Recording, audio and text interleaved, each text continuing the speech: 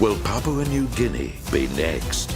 Solomon Islands, next country over from you. China could have a military base just a few hundred kilometres from your country. Does that concern you? I have no information on this. But is this a Prime Minister's clever bluff? Really? It's the biggest story in the region. And you're saying you don't know about it? I have no knowledge of that proposal. Or does he really not know the news? With all due respect, some might suggest you're burying your head in the sand. A new fishing operation, complete with a 140-metre long wharf.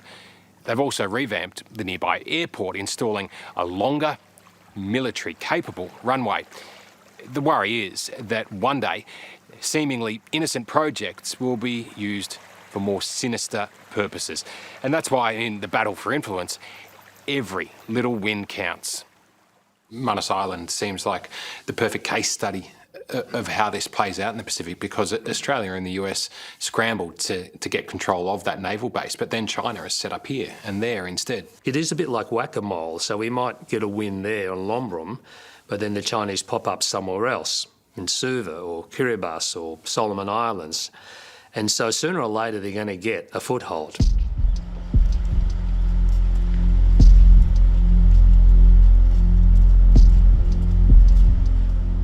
What's become abundantly clear is that the security of Australia could well hinge on the leaders of some of the tiniest and most impoverished nations on Earth. I think we are facing the most challenging strategic circumstances since World War II. How we respond to that is the test of leadership. For Australia's Foreign Minister, Penny Wong, it's been a frenetic first few weeks in the job, zigzagging her way across the Pacific in a reassuring diplomatic dance. It's been a whirlwind couple of months for you.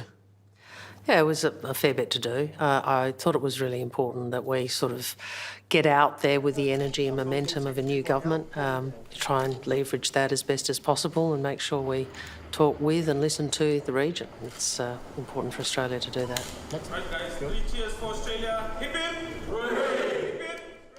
So what is the pitch that, you stump up in these countries and say, all right? Well, I think the first pitch is we're family. We're part of the Pacific family. We are in the region. And the pitch is your security and your future prosperity is tied to ours. Every analyst will tell you that China doesn't exactly play by the rules on a lot of these issues. How do you beat someone that doesn't play by the rules? Well, my job as the Australian Foreign Minister is to try and utilise the tools we have to maximise Australia's influence and engagement with the region. Charm offensive?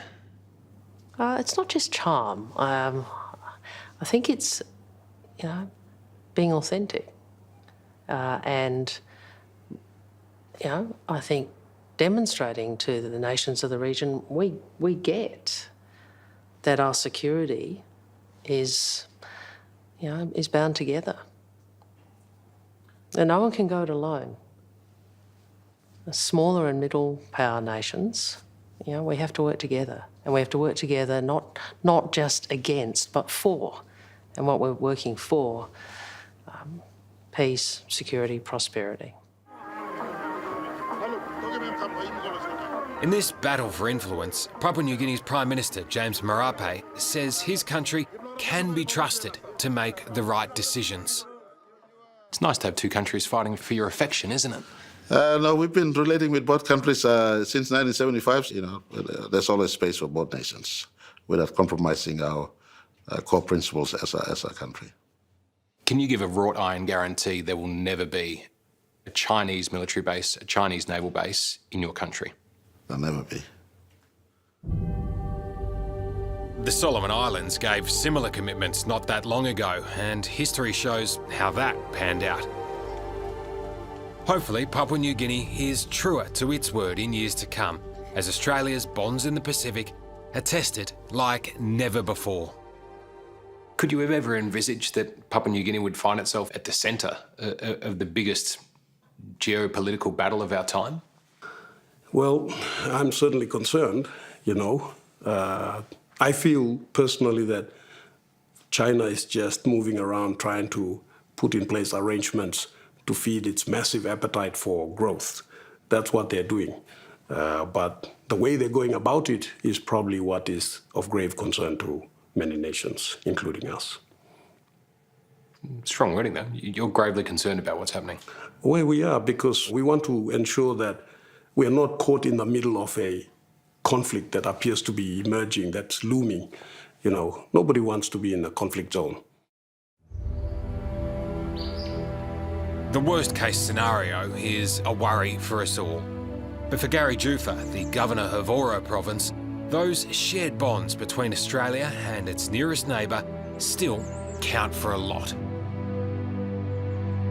That connection will always remain, but it can get stronger or weaker, and that all depends on how we manage our relationship going into the future. All relationships get tested over time.